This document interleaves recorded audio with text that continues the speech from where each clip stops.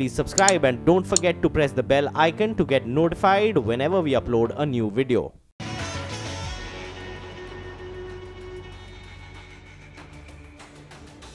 The big breaking story on CNBC TV18. This is a big setback for Vijay Mallya, somebody who's already facing extradition proceedings in the United Kingdom. And the ED, the CBI, Indian agencies are determined to get him back. Remember, there have been conversations about Vijay Mallya at the highest level. And the latest that we can break for you, our viewers here, is that a UK court had ordered seizure of his assets in the United Kingdom.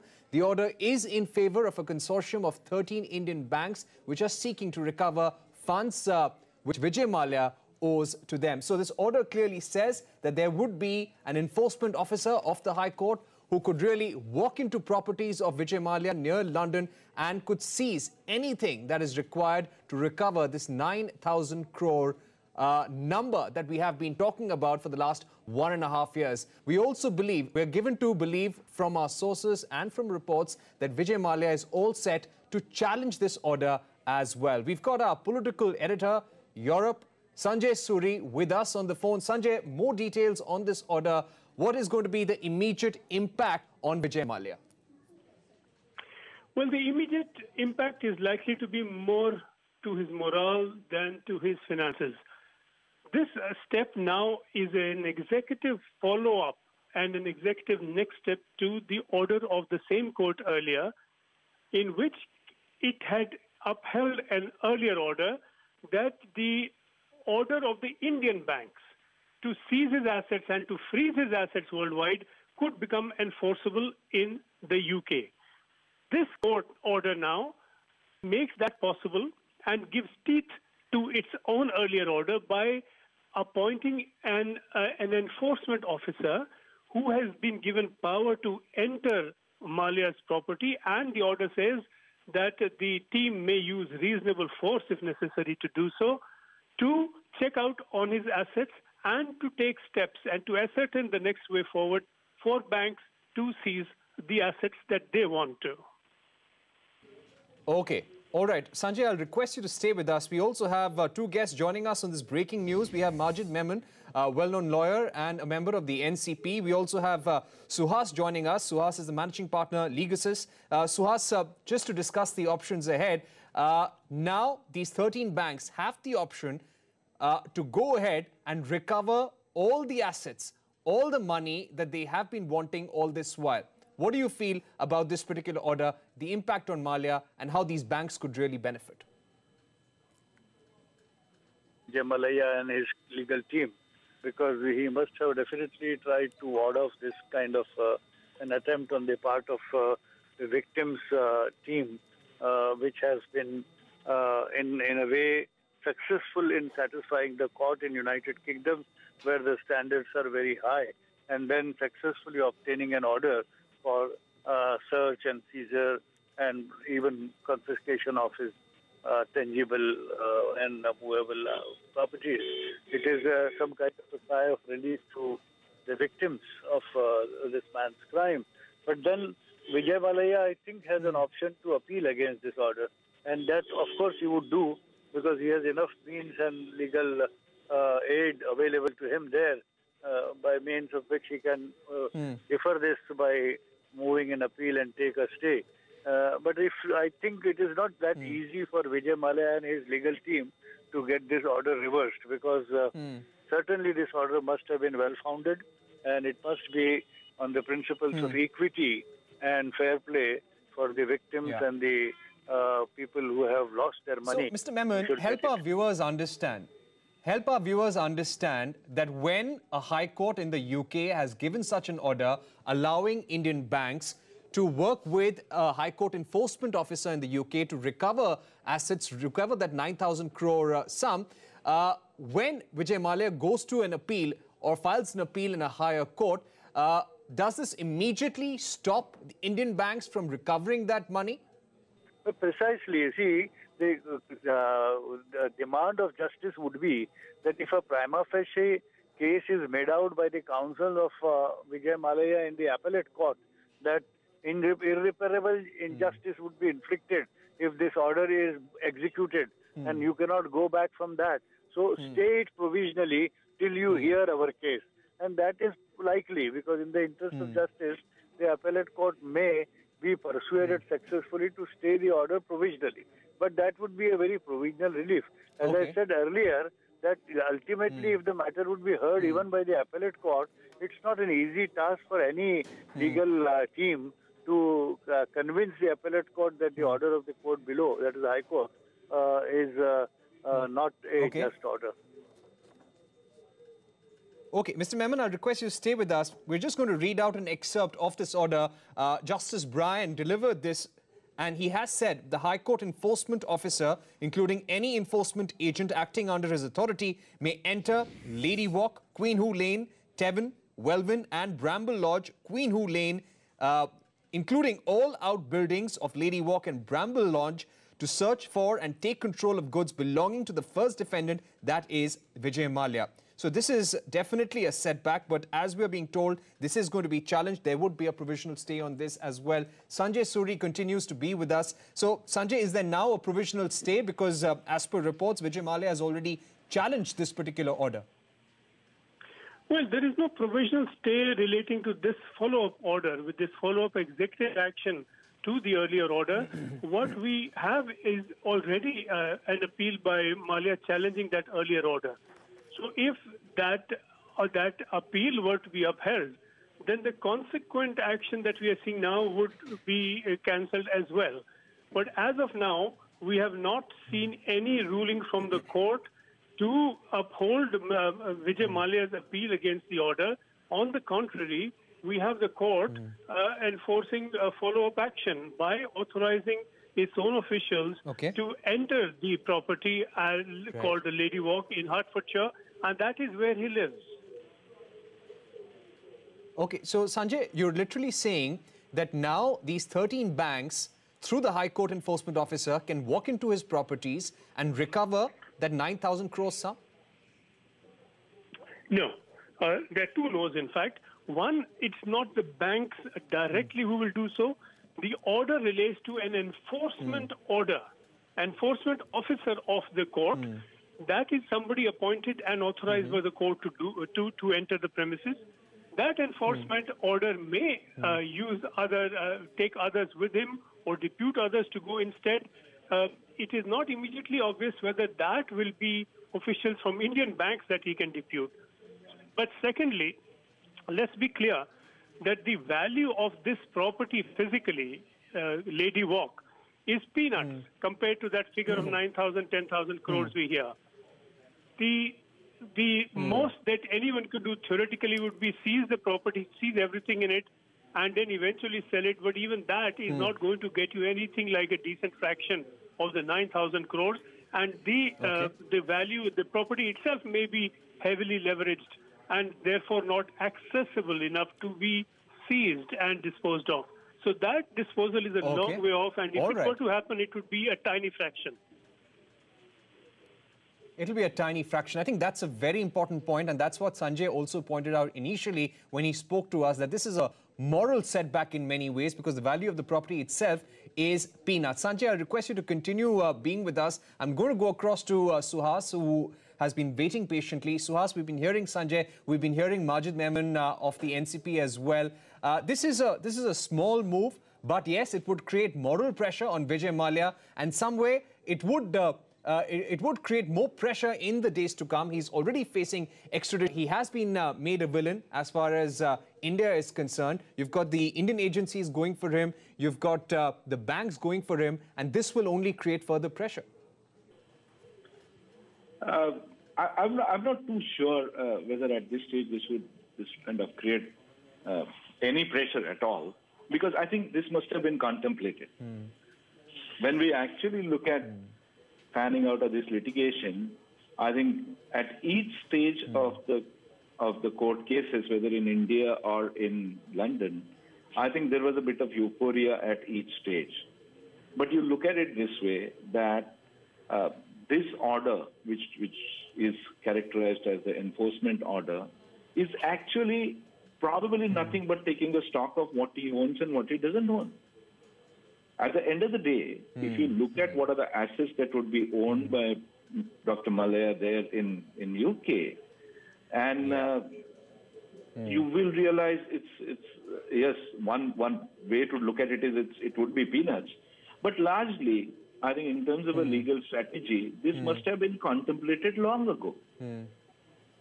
So okay, so Suhas, you're essentially saying that this was only one of the legal options that Indian banks and our agencies were exercising, and we can't say this is a great victory, but probably only one step among all the legal options that banks and Indian agencies are contemplating and working through right now. Maybe that's right. I think this is probably one step there. But having said it, it's probably too late and too little.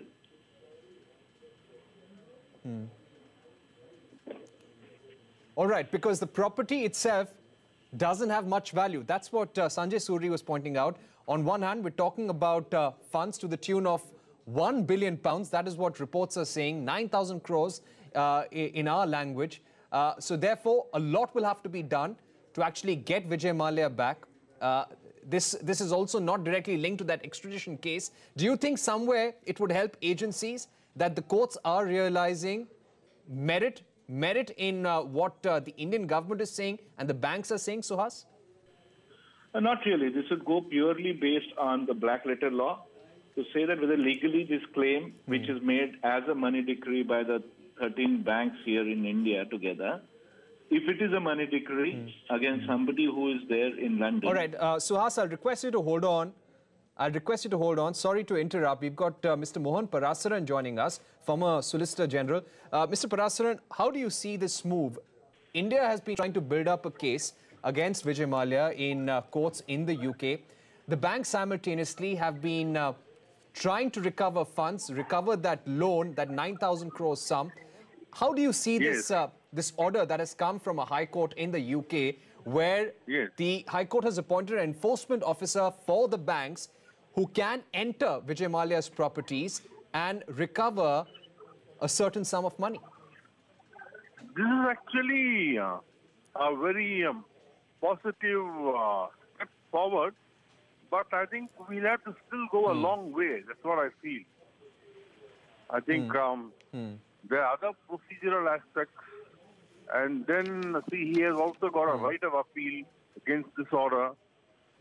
And apart from that, I think the main case is still pending there. And what we are told, sir, that the High Court enforcement officer has the power to enter his properties in Hertfordshire near London. yes, What would be the value of such a property, and how does it really help the case of these 13 banks? no, I think compared to the, as you said, compared to the amounts to be recovered from him, the value will be only minuscule, no? Therefore, that's not going to be a great deal, no? But actually, this lays down a very great principle, which I think will be followed in future by the courts. Therefore, we are slowly moving forward. Yeah. It might sound speculative, sir, but I would like to ask you, we have a separate extradition proceeding going on. A case like this, an order like this, where UK courts are ruling in favor of Indian banks, does it really help our legal case? Can we go to these extradition courts tomorrow and say that we have got a positive order, the Indian banks have got a positive order from UK courts, and some way they see merit in what has happened in India and the fraud that has been committed by Mr. Vijay Mallya? See, extradition court is primarily concerned with other aspects of violation of human rights, no? They, of course, these factors may weigh with the extradition court. But still we have to actually convince that actually India is a very, very safe place, and it's actually no way different than other developed countries. No? There's a very, very bad impression which has been created about India, in particular about Bihar and Delhi. That impression has to be removed from the mind of the extradition court. Okay, so Mr. Parasran, I request you stay with us. Yeah. So Suhas continues to be with us. Suhas, how do you see this moving forward? This is only one step forward. We have that larger battle as far as extradition is concerned. How do you see this moving forward, especially in the backdrop of that Twitter comment by Vijay Mallya recently, where he had said that he had this intention of clearing off all those loans and his dues to Indian banks? You see, I absolutely agree with Mohan sir, because when he said, of course, this is an order that has come up, there's probably first appeal, second appeal as the remedies that he would like to, Dr. Mallya may probably exhaust. But more importantly, I think extradition treaty subject matter is completely different, as Mr. Parasran was saying, from these proceedings. If at all these proceedings indicate there is a default of loan, not necessarily the criminality attached with it, which could probably be the subject matter of of the extradition. So this may help Dr. Mallya in saying, look, this is a genuine default.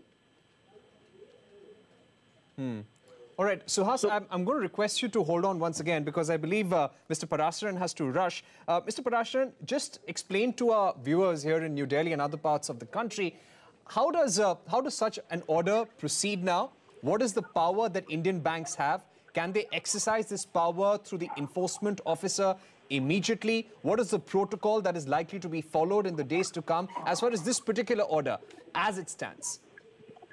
No, they can now, in the right judgment has been now given, they can now seek to enforce it immediately, I think they should not, sleep over the matter.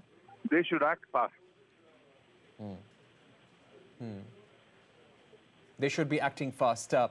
Parasran, we'll leave it there. Thank you very much for joining us. Suhas, do you feel likewise that this may be a small achievement for Indian banks, a minor setback as it is being called, or a moral setback as Sanjay Suri might be saying, but do you think that we should be making full use of this order at the earliest? If we have this option, let's exercise it? Obviously, I think it goes without saying that even though it may be too little, too late in the day, but whatever we have in our hand or the lenders have in their hand is what needs to be encashed. Does this mean really taking inventory of what he owns there in UK and against what kind of assets and properties could this be enforceable? Could this kind of date back to the order in India and therefore the status quo as the earlier kind of date of the order needs to be looked at? There are lots of things, but I think very quickly moving and I think the speed with which we need to move or the lenders need to move towards garnishing the assets. I mean, these assets have not been attached today. The bank accounts have not been garnished as yet. So quickly moving towards that, this is probably the first step to say that, fine, take the inventory, look at what are the assets. You can actually look at the state of affairs of those assets. But moving to get it attached, get those accounts and movables garnished is what needs to be done very quickly, even before you allow Mallya to appeal against it, or even if he files an appeal, what should be the counter strategy needs to be done with tremendous speed. And Suhas, would you also like to wait and see our success rate with other properties of Vijay Mallya in the UK and across the world? No, see, status quo or wait and watch could never be in the interest of the lenders because a lot of time has already elapsed. So waiting and watching for some other development that might come to your help or might aid you in doing something else, I don't think is a better option. All right, Suhas, we're going to leave it there for the moment. We'll return to you in a short while from now. So we have been getting you lots of reactions on this big story. Clearly, this is going to create more pressure on Vijay Mallya. It is a setback, a moral setback, as some people are saying, and we have experts saying that this is an option that Indian banks, this consortium of 13 banks, must exercise at the earliest. We're also hearing from Mr. Sunil Mehta, the MD and CEO of Punjab National Bank, on this particular order. Let's play out that soundbite and reaction for our viewers. Green Bank, State Bank of India, Bob, COP, all of you people have been given the power to, kind of dispose of with Vijay Mallya assets. What is your reaction on this? Of course, banks will go for the recovery of the funds. How quickly do you expect that to be initiated? I have yet to go through the orders and we will act accordingly.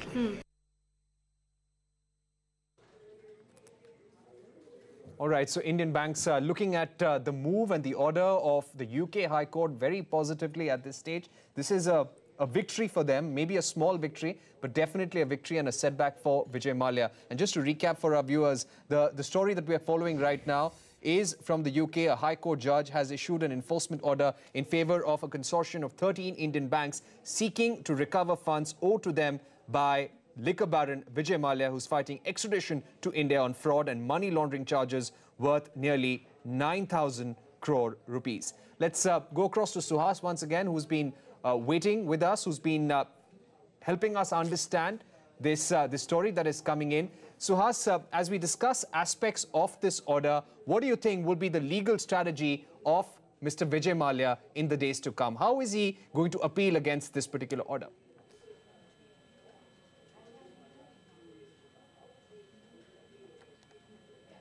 All right, Suhas will be with us in a short while from now. But just to give you a sense of what this order is, the order from the UK High Court is granting permission to the High Court enforcement officer to enter the 62-year-old tycoon's properties in Hertfordshire near London. It permits the officer and his agents to enter Vijay Mallya's properties and recover estimated funds of around £1.145 billion. What we are also being told by lawyers like Majid Memon, also Suhas was pointing this, and Sanjay Suri, that by seizing these properties, you would only recover a fraction, a very small amount that would not be sufficient as well. Suhas is joining us now. Suhas, give us a sense of how this case would proceed and what could be the legal argument that Vijay Mallya could use in the days to come. Yeah, Parikshit, I think the first thing that we must realize is that this is probably one of those interlocutory applications and orders where the officers of the court have been directed to look at and get into the property and see what are the assets owned by Vijay Mallya, what are not owned by Vijay Mallya, and report back. So this does not seem to be an order of attachment or garnishing any of the movables or the accounts. This does seem to be an order which only is a stock-taking order. Although having said that, this appears to be an appealable order, and there could be a right to appeal against this. I'm sure Vijay Mallya is going to exhaust his all rights there in UK that are available to him under the law. It's a long. It could be a very long-drawn battle as we move forward in terms of trying to find out what the assets are, attach them, garnish them, and look at how do you recover your monies through these proceedings. India would also have to proceed very carefully as far as the extradition case is concerned. You've also already pointed out, Suhas, and so have other experts, that we need to de-link this from extradition proceedings because that is a different matter altogether. Having said that, Vijay Mallya is going to use this argument that we have tried to reach out to the Indian government. We want to clear our dues, but there is a witch hunt against us. Yes, I think there are various defenses that could be available under the extradition treaty and in the extradition proceedings, and I'm sure not one of them will remain unturned. So how does this order, which is purely based on, let's say, a monetary decree by the kind of 13 banks together, 13 Indian banks together, how does a money decree and a probably enforcement action or interlocutory order in the enforcement action has a bearing on the extradition matter is to be seen. But I would say this could probably be used to Mr. Mallaya's advantage as well. to demonstrate that this has been a genuine Vijay Mallya default. is absolutely. And so as Vijay Mallya is not the only defaulter that Indian agencies are looking for, we're also looking for Nirav Modi and Mehul Choksi. There is a case against them for bank fraud.